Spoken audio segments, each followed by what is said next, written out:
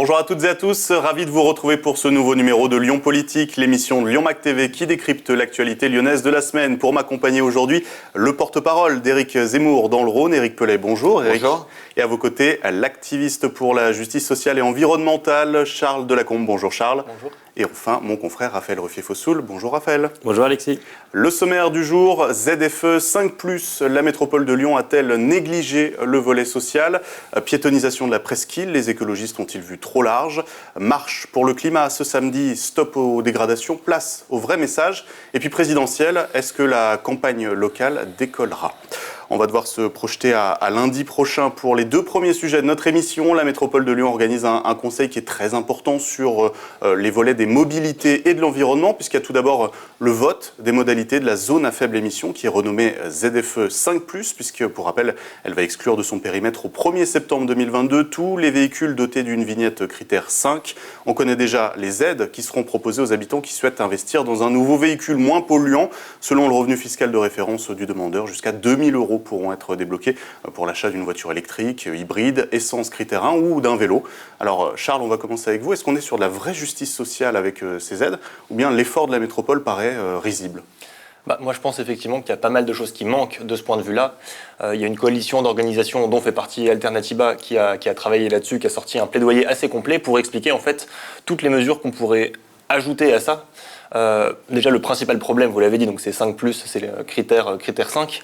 La vignette critère, il y a un truc dont elle ne tient pas compte qui est pourtant fondamental, c'est le poids des véhicules, le poids et leur taille. Alors que les émissions, en fait, elles sont aussi directement proportionnelles à ça. Bon, on fait un système qui est uniquement sur l'âge et le type de carburant. Là, de ce point de vue-là, c'est assez limité. Ça ne tient pas compte du fait, par exemple, qu'il y a un certain nombre de très petits rouleurs et qui vont sûrement être de plus en plus petits avec la hausse des prix du carburant. Donc des gens qui ont une vieille bagnole mais qui la sortent 1 à 2 fois par mois quand ils en ont vraiment besoin. Là, c'est toute une catégorie de personnes pour lesquelles il pourrait y avoir des dérogations, évidemment. Enfin, après, je ne vais pas détailler tout le plaidoyer qui a été fait par ces organisations parce que ça serait assez long. On peut le retrouver notamment sur le site d'Alternativa Rhône, rhône.alternativa.eu, mais il y a vraiment un gros panel de mesures sociales qu'on pourrait rajouter. Et sur les aides qui sont proposées par la métropole, par exemple 1 000 à 2 000 € pour l'achat d'un véhicule électrique, quand on sait que ça coûte minimum 20 000 €, pour des foyers qui sont obligés d'avoir aujourd'hui une voiture, est-ce que vous pensez que c'est suffisant ou est-ce que la métropole aurait dû marquer le coût en proposant davantage, sachant que ce sont des offres qui sont cumulables avec les dispositifs de l'État? Ouais, l'aspect financier, c'est pas quelque chose qui m'intéresse particulièrement sur le remplacement des véhicules. Moi, je pense pas que le remplacement des véhicules, ça soit la solution. On peut pas dire garder le même parc et le transformer en électrique. Ça, c'est pas quelque chose qui est viable. Il faut être beaucoup plus volontariste sur la réduction de la place de la voiture, mais surtout permettre que cette réduction de la place de la voiture soit positive pour les gens qui ont besoin de se déplacer. Éric ? Tout est dit à l'instant, là, dans la conclusion de M. Lacombe, c'est qu'en fait, on veut contraindre les gens à ne pas reprendre une voiture. C'est ça. C'est pour diminuer le parc de véhicules sur une agglomération. Alors là, c'est une mesure de discrimination sociale totale. Gilles Gascon, sur Saint-Priest, a identifié à peu près 3000 foyers qui seraient touchés. C'est énorme. 3000 foyers sur Saint-Priest qui sont privés du droit de descendre en centre-ville, outre d'autres voies de la métropole, uniquement parce qu'ils ont des véhicules anciens mais qui fonctionnent. Vous le disiez il y a quelques minutes, 2 000 € de prime, plus même 1 000 € ou même 2 000 €, c'est pas suffisant pour acheter un véhicule. Donc c'est les classes sociales les plus modestes qui vont faire les frais d'une mesure de répression écologiste qui est d'autant plus absurde, c'est qu'on se concentre toujours sur les particuliers et leurs véhicules. Et quand vous regardez la liste des dérogations, je voulais prendre mes notes, je les ai oubliées. La liste des dérogations pour les camions, camions sécurité civile, il y a au moins une trentaine de véhicules utilitaires de différentes administrations qui pourront, malgré qu'elles soient encore au diesel, ou qu'elles soient à essence de plus de 10 ou 20 ans, quand même descendre en centre-ville. Donc c'est le particulier qui paye, c'est totalement anormal, c'est une mesure de ségrégation sociale. C'est pour ça que nous, on propose à Reconquête la suppression pure et simple des ZFE. Alors, si je puis me permettre, ça, à mon avis, ça serait une énorme erreur. Et surtout, aujourd'hui, en fait, les citoyens, et notamment les plus précaires, ils paient déjà. Là, on le voit très très bien avec la hausse des prix du carburant. Il y a des gens qui, de fait, ne vont plus être en capacité de prendre... Non, ils vont pas être en capacité de prendre leur voiture parce que le carburant va représenter une part telle dans leur budget que ça serait le carburant ou le chauffage, le carburant ou le loyer. Descendre en ville. Alors Non, là, ils justement, n'ont pas le droit, ils sont bloqués, ils se prennent une amende. Ouais, mais là, les gens ne vont tout simplement plus pouvoir aller à la pompe. Alors, On a une vraie question dépendance que aux énergies fossiles. Je pose à un militant écologiste. Vous vous concentrez avec la municipalité, la métropole, sur la circulation en C'est pas ville. nous, la municipalité. Le mouvement écologiste, globalement. Sur l'utilisation du véhicule en ville. Que vous voulez restreindre, voire même diminuer, on va parler après de la piétonisation. Au profit de tout le monde, oui. Pourquoi vous ne parlez jamais qu'on est à 4 km d'une zone de pétrochimie, 4 km de la place Bellecour, qui déverse 24 heures sur 24 depuis des décennies des fumées, des gaz, etc., qui proviennent d'activités industrielles qui créent de la pollution. Ça, je trouve ça, mais ça tombe bien parce qu'on en parle. On ferait mieux déjà, avant de s'occuper du pauvre particulier qui a son véhicule, qui a des moyens modestes, de cette zone de pétrochimie, mais là, personne n'en parle. Hein. Du côté écolo, personne n'en parle. Mais on alors, fabriquer l'essence. Il faut bien la fabriquer, l'essence. Ah, Il faut bien des zones pétrochimiques. C'est vraiment le serpent qui se mord la queue. Hein. Ah bah, oui, c'est pour ça qu'on aimerait d'ailleurs sortir du modèle du tout voiture pour pouvoir réduire le nombre de voitures thermiques. Pétrochimique, en plus une bombe en puissance pour la ville. Voilà, mais il n'y a jamais un discours des élus écolos là-dessus. Alors, les élus peut-être, les organisations écologistes. De la bagnole en centre-ville, alors qu'en plus, on avait vu dans la période de confinement, où là, il n'y avait quasiment plus de voitures pendant 2 mois, en mars et avril 2020. Il y a eu quelques épisodes de pollution. Il y avait, comment ? Il y a eu quelques épisodes de pollution. Oui. Pendant cette période de Oui, confinement. tout à fait. D'ailleurs, le delta entre pleine circulation et cette absence de circulation pendant 2 mois était vraiment extrêmement faible. Ce qui prouve que c'est une obsession qui ne trouve pas sa vérification dans la réalité. Avant de vous donner la parole, Raphaël, simplement pour revenir sur la ZFE, Charles, on parle aujourd'hui de 18 565 véhicules et 886 motos et scooters qui sont immatriculés dans la métropole qui, au 1er septembre 2022, seront exclus de cette ZFE. Ça n'englobe pas tous les habitants de l'Ain, de l'Isère, de la Loire qui potentiellement viennent aussi travailler ou consommer dans la métropole de Lyon. Si pour vous, l'objectif, c'est de sortir de ce tout-voiture, qu'est-ce qu'on fait pour ces personnes-là ? Il faut développer d'autres moyens de transport ou on leur dit restez chez vous et bossez dans votre village ? Je ne pense pas qu'on va leur dire de rester chez eux. Là, on n'a pas du tout parlé de tout ce qui est transport en commun, solution d'autopartage aussi, solution hybride où les gens peuvent commencer à venir en voiture et ensuite, dès qu'ils arrivent dans la zone plus urbaine, où là, il peut y avoir des transports en commun au niveau de service, etc. Donc des zones pour développer l'intermodalité, ça c'est quelque chose qui est hyper important. On a une magnifique gare d'autopartage en plein centre-ville de Lyon que personne n'utilise. Eh ben, peut-être qu'il faudrait commencer à l'utiliser. Raphaël, de plus en plus de craquure dans la majorité de Bruno Bernard apparaît, et notamment à cause de la ZFE. On a vu que les socialistes avaient dit oui, mais que les communistes n'étaient pas forcément très chauds, que les insoumis non plus. Est-ce que cette ZFE peut provoquer une véritable cassure à bientôt 2 ans de mandat ? Bon, je pense pas. Juste un mot sur la zone de pétrochimie quand même. Il y a toujours une ville à côté des zones de pétrochimie, tout simplement parce qu'il y a des emplois dans les zones de pétrochimie et qu'il faut bien que les gens qui travaillent dans les zones pétrochimiques habitent quelque part. Donc ils habitent autour. Donc on peut préférer que ces zones industrielles soient en Chine. Lyon avoir la zone de pétrochimie. Hein. Oui, donc on peut préférer que ces zones industrielles soient en Chine ou qu'on les fasse à la campagne où on construira de nouvelles villes où on peut les supporter là où elles sont. Mais de toute façon, il y aura toujours une ville autour de la zone pétrochimique. On est polarisé sur la voiture, plus particulier, alors qu'on a une zone de pétrochimie là, qui dégage des émissions de malades. Et qui sont liées quand même. Qui sert aux voitures. C'est vraiment une forme de mesquinerie politique de la part des écolos, c'est tout. Alors pour répondre sur votre question, en fait, on n'est pas dans une mesure des écologistes, puisque c'est la loi. Pour le coup, la seule chose qui change par rapport à la loi, c'est qu'ils souhaitent aller plus vite sur l'interdiction du diesel. Et donc c'est en 2026, donc dans 4 ans, qu'on interdira les diesels. Donc là, on peut savoir si c'est trop vite, plus vite. En tout cas, là, ce sera plus vite que la loi. Mais sinon, pour le reste, ils ne font qu'appliquer la loi. Septembre 2022 pour les diesels de 2001. Oui, mais ça, c'est la loi. Oui, d'accord. Après, moi, je suis assez d'accord pour dire que globalement, c'est pas étonnant que ça fasse des critiques à gauche, puisque c'était une mesure qui était contestée d'un point de vue social. La ZFE, ça consiste à dire effectivement qu'on ne veut que des voitures récentes. Est-ce que c'est écolo de remplacer des vieilles voitures par des voitures récentes, sachant que dans ces voitures récentes, ça peut tout à fait être des Hummer dès lors qu'ils ont été fabriqués cette année. Qui font 40% des immatriculations dans le Rhône depuis 3 ans. Donc en fait, on a une mesure qui, à la fois, a un impact environnemental qui est contestable, un impact social, pour le coup, qui est négatif, c'est évident. C'est difficile de contester le fait que ce sont les classes les plus populaires qui vont payer le prix de cette mesure. Donc, à la rigueur, on peut dire que c'est pas une très bonne politique, mais c'est une politique qui est nationale et les écologistes, pour le coup, ne font qu'appliquer la loi.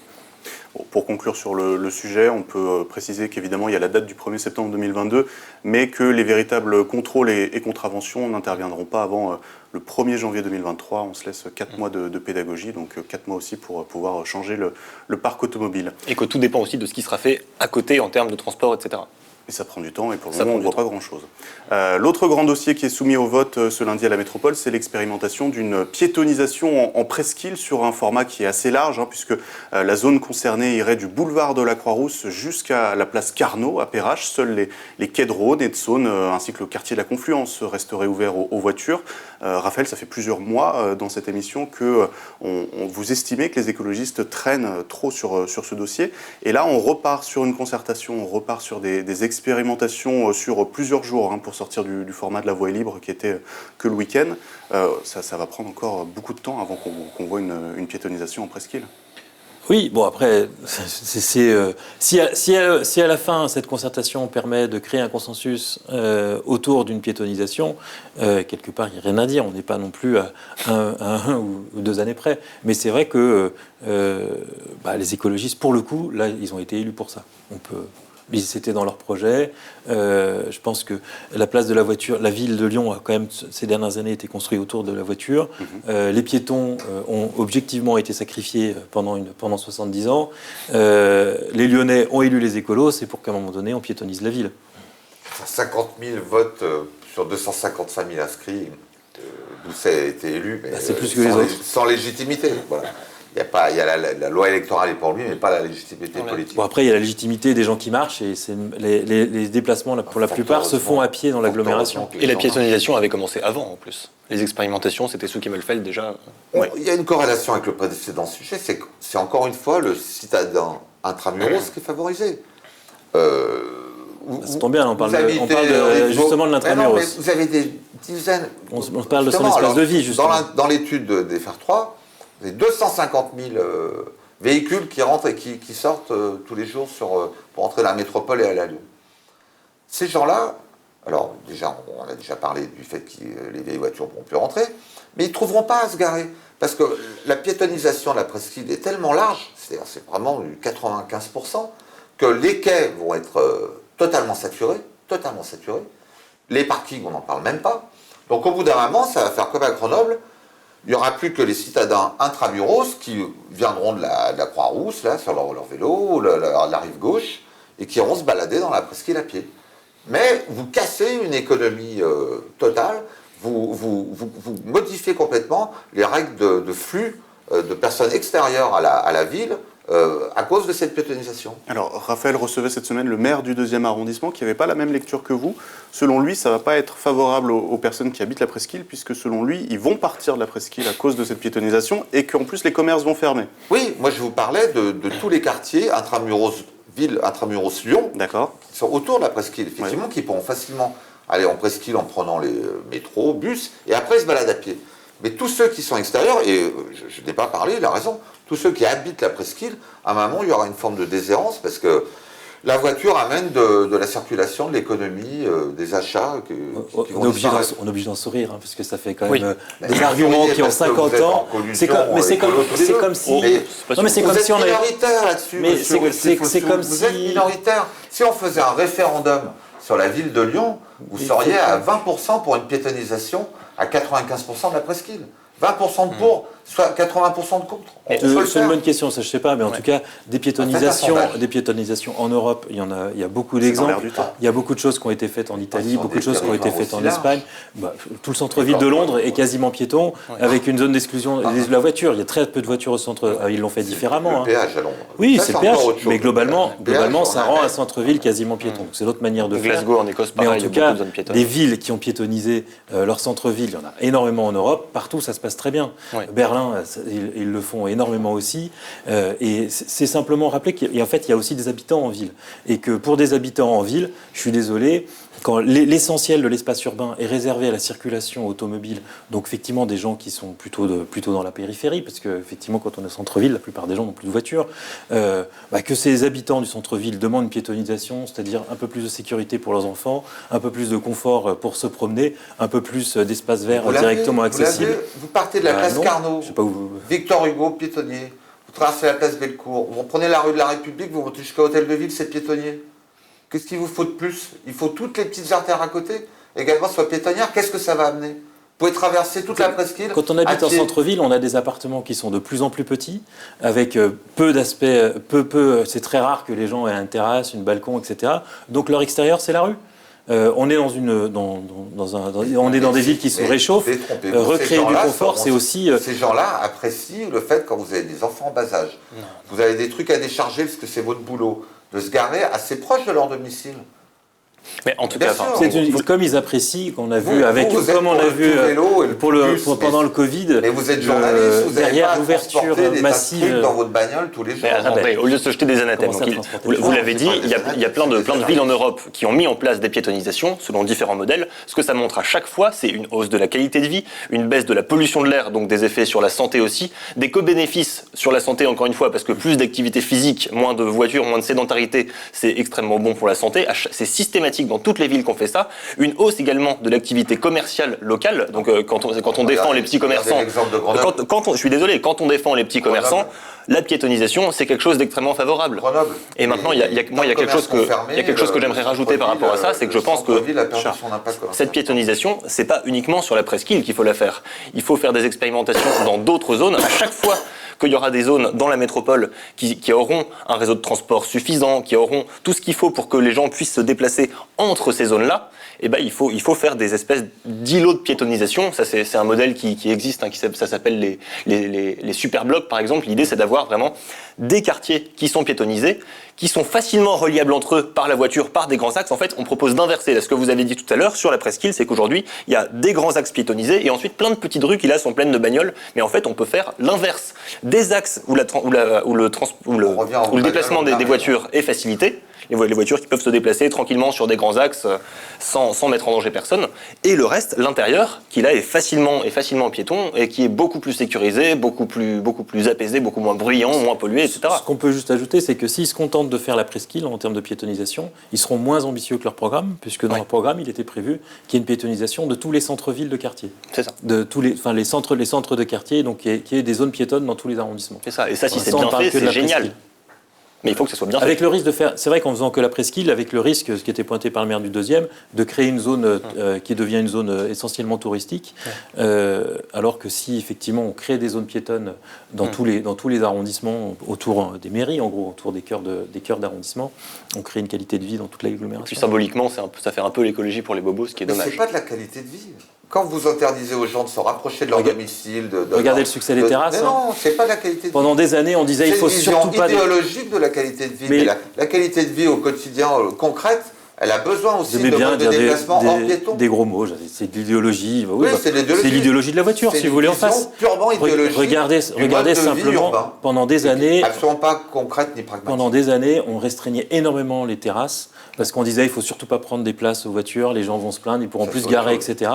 Le Covid a libéré les places parce qu'il a fallu trouver de la place pour les bars. Du coup, on l'a fait beaucoup plus largement. Maintenant, vous voyez partout, les gens sont demandeurs de terrasses qui restent ouvertes toute l'année, que mesures. Mais comme dans la plupart des grandes villes d'Europe, il y a des terrasses qui sont ouvertes partout. Bah oui, en fait, quand on enlève des voitures, on libère de la place pour d'autres usages pour les habitants. Les terrasses, c'est très bien, mais c'est un usage commercial. Ça peut être bien aussi d'avoir beaucoup plus d'espace pour les habitants, pour que la rue soit des lieux de vie. Ils vont travailler, ils ne sont pas là à se balader dans les rues, les petites la journée, pas tous avec les mêmes horaires. Les enfants ne travaillent pas toute la journée non plus. Mais pourquoi pas bien pouvoir marcher des week-ends sans voiture? Mais ça, c'est pas la question, c'est ce qui était fait avant. C'est vrai qu'on parlait tout à l'heure du rythme. On a eu le sentiment quand même qu'il y a eu un ralentissement de la piétonisation, ce qui était paradoxal avec l'arrivée des écolos, puisque et l'arrivée du Covid qui a quand même un peu compliqué les choses, je pense aussi. Oui, pas tant que ça en réalité, parce que il y avait des mesures qui étaient initiées sous David Kimmelfeld. Tout était à peu près prêt, et en plus. Moi, ce que je trouve effectivement vraiment dommage, c'est que cette période de Covid, c'était une période où Lyon était de fait piéton, où de fait les gens l'ont plutôt apprécié, de pouvoir se déplacer autrement, etc. Et qu'on l'aurait fait dans la foulée, ça aurait été naturel, et puis on aurait gagné 2 ans, 3 ans. Bon, on aura l'occasion d'en reparler. Passons à notre troisième sujet, puisque ce week-end, c'est le retour des grandes marches pour le climat. Ce samedi à Lyon à 14h, la marche Look Up partira de la place Jean Massé, notamment pour rappeler aux candidats à la présidentielle que l'écologie c'est important et qu'on n'en entend peut-être pas forcément trop parler. Tout le monde espère que le message du mouvement qui porte les conclusions, notamment du second volet du rapport du GIEC sur l'urgence climatique, ne soit pas noyé dans des débordements comme on a pu en connaître le week-end dernier lors de la manifestation contre Bayer-Monsanto. Peut-être commencer avec vous, Charles, puisque j'imagine que vous serez dans le cortège ce samedi, et que vous avez été probablement regretté que la plupart des médias s'attardent la semaine dernière sur les dégradations, sur la destruction par le feu des drapeaux lors de la manifestation de Bayer. Est-ce que vous appelez à une marche festive ce samedi, ou est-ce que vous considérez que quelques dégâts collatéraux, ça peut aussi aider à réveiller un peu tout le monde ? Là, en tout cas, le mot d'ordre pour ces marches pour le climat qui sont organisées par un panel assez large d'associations et de syndicats, effectivement, il est plutôt sans dégradation. Donc on aimerait que tout le monde respecte ce mot d'ordre.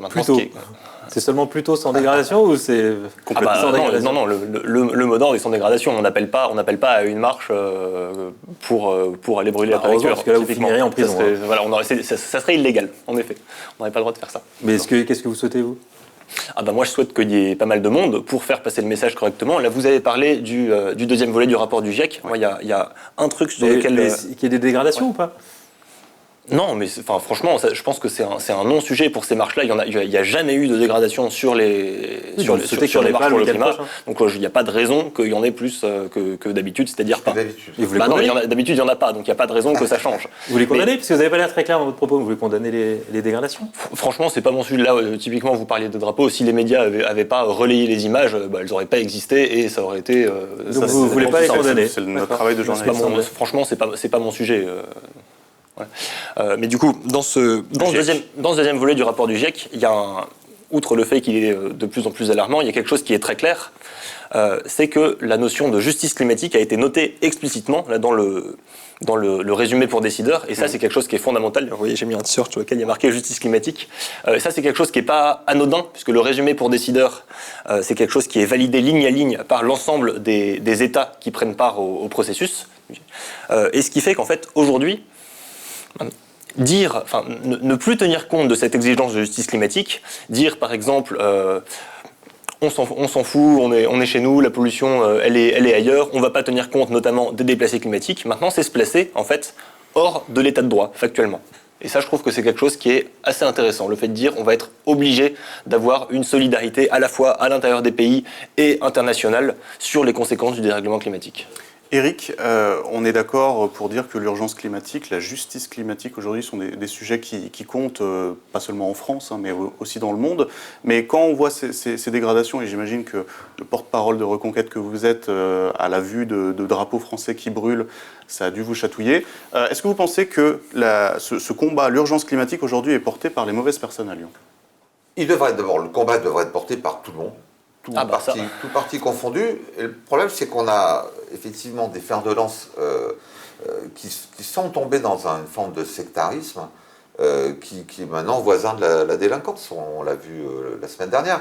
M. Lacombe a beaucoup de mal à condamner les exactions et les dégradations qui se sont opérer comme les maires d'arrondissement. C'est pas responsable. Quand on est un élu républicain et qu'on a ces rues taguées, des drapeaux nationaux brûlés, etc., on doit condamner fermement. Et d'ailleurs, ça dessert le message que Justice climatique veut faire passer.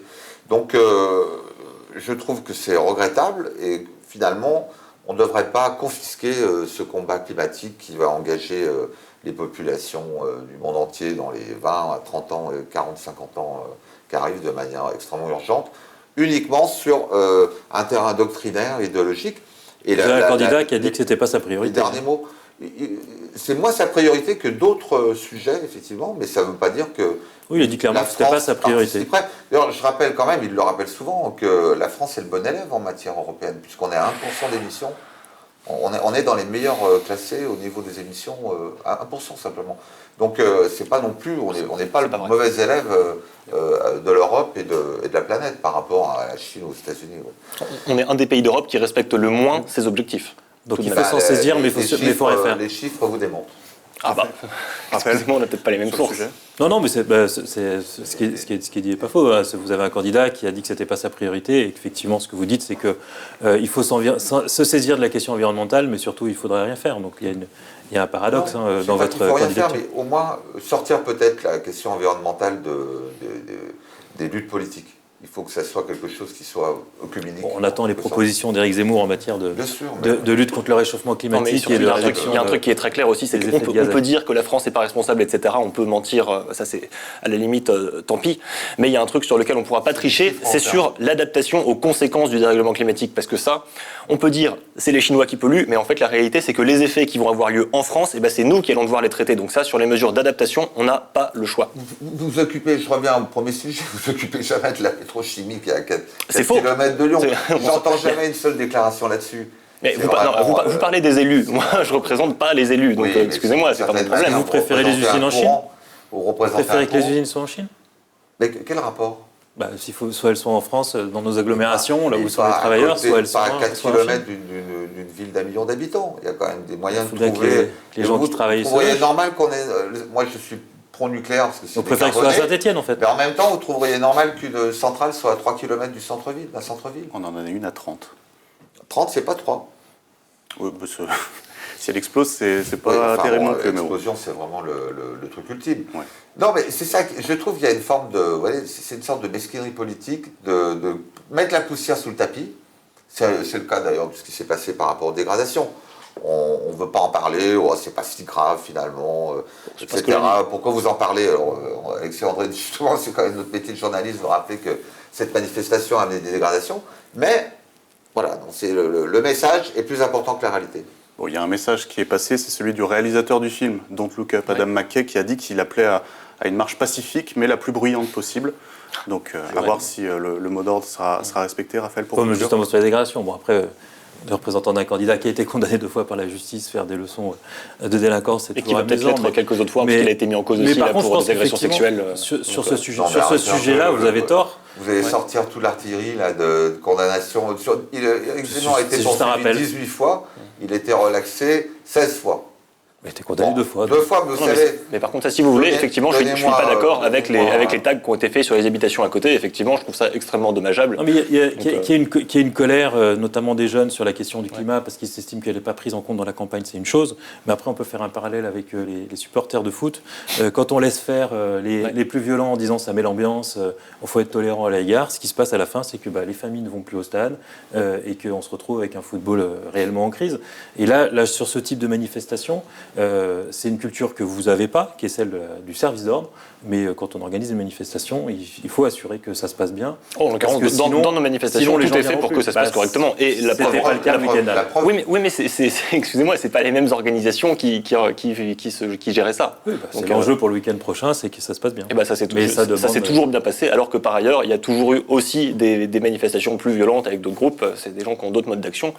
Voilà, c'est comme ça. En tout cas, Charles, vous ne nous en voudrez pas, mais s'il y a des dégradations, on en parlera. Si on n'en a pas, on n'en parlera pas. Il nous reste un peu de temps pour parler justement de cette élection présidentielle qui laisse Lyon sur le carreau pour le moment, puisqu'il y a eu le meeting de Jean-Luc Mélenchon à la Croix-Rousse, devant 10 à 15 000 personnes. Et puis sinon, les marchés sont un peu déserts, pas de gros candidats à l'horizon. Eric, vous allez me dire que je raconte n'importe quoi, et que le Rhône va voter comme un seul homme pour votre candidat. Mais concrètement, vous devez le sentir, ce désintérêt global. Je dirais quelque chose d'aussi caricatural. Je vous embêtais un petit peu, je vous taquinais, mais vous devez le sentir, ce désintérêt général qui est peut-être accentué aussi par la guerre en Ukraine. Alors, Reconquête, comme c'est un parti naissant, 3 mois d'existence, 115 000 adhérents, dans le Rhône, 4 000 adhérents. On a beaucoup de militants avec beaucoup de convictions. Donc nous, on a commencé à peu près à tracter sur tous les marchés de la métropole agglomération. Depuis un mois et demi, les équipes sont là. Avec un accueil globalement qui est plutôt assez bon. Forcément, on a des détracteurs, mais c'est pas non plus comme voudrait le faire croire Monsieur Roffier-Fossoul, comme si on était des pestiférés du droit de la démocratie. On voit peu d'autres équipes. On a commencé à avoir un petit peu de la France Insoumise depuis une quinzaine de jours à peu près. Pas d'équipe de Pécresse, pas d'équipe socialiste, pas d'équipe macroniste. Donc, mais il y a quand même effectivement du militantisme. Après, est-ce que le Rhône va voter ? Je le souhaite. Bon, vous savez que je suis un ennemi juré de l'abstention, qui est pour moi un poison de la démocratie. Sur les dernières élections, dans le Rhône, c'était quand même pas génial. Espérons qu'effectivement, on monte au moins à 80% de votants. Charles, vous côtoyez pas de Zemmouriens, mais est-ce que du coup, j'évite effectivement. Dans les personnes que vous côtoyez, que ce soit aux marches ou au quotidien, on voit par exemple que ces marches, il y a beaucoup d'élus écologistes, c'est peut-être même parfois un peu récupéré. Est-ce que vous sentez une effervescence à gauche pour l'élection présidentielle, ou est-ce que c'est compliqué ? Alors, en tout cas, déjà sur la récupération, il y a quand même quelque chose qui est très clair aussi, c'est qu'on a toujours des consignes nettes, et là ça sera encore plus. C'est les élus, les représentants des partis en général d'ailleurs, ne sont pas dans le cortège citoyen, ils sont à l'arrière, ils ont le droit d'être là parce que la rue est à tout le monde. Il y a des tracts, je ne sais pas si vous avez eu des tracts Marche Look Up Jadot 2022. Oui, alors ça par exemple, c'est un problème. D'accord. Et sur l'effervescence pour l'intérêt pour l'élection à Lyon, vous sentez que, notamment peut-être depuis le meeting pour Jean-Luc Mélenchon, que ça a peut-être relancé un peu la machine à gauche ou pas du tout ? Alors c'est compliqué parce que moi je vais avoir un prisme et une bulle sociale qui fait que évidemment j'ai l'impression que les gens s'intéressent beaucoup. Oui. C'est difficile d'étendre ça à l'ensemble de la population de la métropole et de la France en général.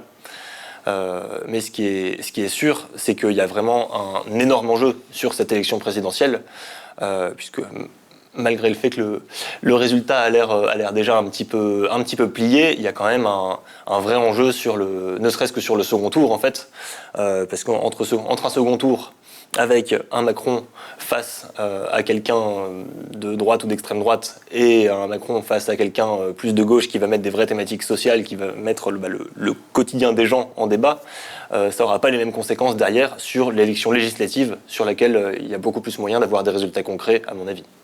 Raphaël, pour conclure, c'est la faute des élus locaux, des militants qui ne se mobilisent pas suffisamment si on ne s'y intéresse pas à cette... Oui, en fait on peut vraiment le dire, c'est-à-dire qu'il y a quand même un paradoxe, dans tous les élus de l'agglomération, il n'y en a quasiment aucun qui s'investit vraiment dans la campagne électorale. Pourtant on a des porte-paroles nationaux. Il y a une réalité politique, c'est que les principaux candidats ont peu de représentants dans l'agglomération. Emmanuel Macron n'en a plus vraiment, à part il a eu quand même des députés qui eux sont un peu mobilisés, mais n'ont pas... disons qu'ils ont quand même été surtout élus sur le nom d'Emmanuel Macron, donc ils n'ont pas forcément une grande puissance au niveau local. Le député LaREM, il ne mouille pas le maillot pour la présidentielle. On les voit un peu, mais il n'a pas beaucoup d'autres forces sur lesquelles s'appuyer. Et puis c'est le cas évidemment ni d'Éric Zemmour, ni de Marine Le Pen. Donc finalement, la seule candidate qui peut avoir des élus locaux, c'est Valérie Pécresse. Mais est-ce qu'on voit pas de mobilisation non plus des LR de ce point de vue-là ? C'est-à-dire que Laurent Wauquiez, qui est le principal représentant, lui, il attend qu'une seule chose, c'est qu'elle se casse la gueule pour récupérer le parti derrière. Donc vraiment, on peut pas dire qu'il se mouille. Il accepte aucune invitation médiatique. On lui a proposé un débat, il n'a pas voulu. Donc on est vraiment quelqu'un qui est en retrait. Et les autres fortes LR dans l'agglomération non plus. On pourrais parler d'Alexandre Vincendel, maire de Rieux, qui est le président de la fédération, qui est une fédération qui est assez peu active dans la campagne. Ça étonne un certain nombre d'ailleurs d'élus qui commencent à se questionner. Beaucoup sont convaincus d'ailleurs qu'il a déjà négocié son ralliement En Marche au macronisme dans les semaines qui viennent. On verra. En tout cas, il n'y a pas de mobilisation forte à LR. Et puis la principale déception, ça va être du côté des écologistes, puisque c'est eux qui ont le plus d'élus. Et ça, c'est vrai un peu partout en France. C'est que le candidat écologiste, il pensait que c'était son heure. Pour l'instant, il est relégué derrière Jean-Luc Mélenchon dans les sondages. Il y a peut-être un lien de cause à effet, c'est que partout, les villes ne sont pas pleinement mobilisées là où ils ont des élus en sa faveur, puisqu'ils sont... ils considèrent qu'ils ont d'autres priorités, il faut qu'ils apprennent à gérer des collectivités, qu'ils ont des politiques publiques à mener. Ils veulent, et puis de fait, on les voit moins militer effectivement depuis qu'ils ont été élus. Donc, de fait, on a quand même un corps électoral, enfin des élus dans l'agglomération qui, globalement, ne s'impliquent pas dans la campagne. Ça n'aide pas les citoyens à s'impliquer aussi. Ça n'a pas aidé pour la participation, effectivement. Donc on vous invite à faire le travail de vous-même, de vous informer sur l'élection présidentielle et sur les programmes des candidats. On arrive au terme de cette émission. Je vous remercie pour votre fidélité. On se retrouve bien sûr la semaine prochaine.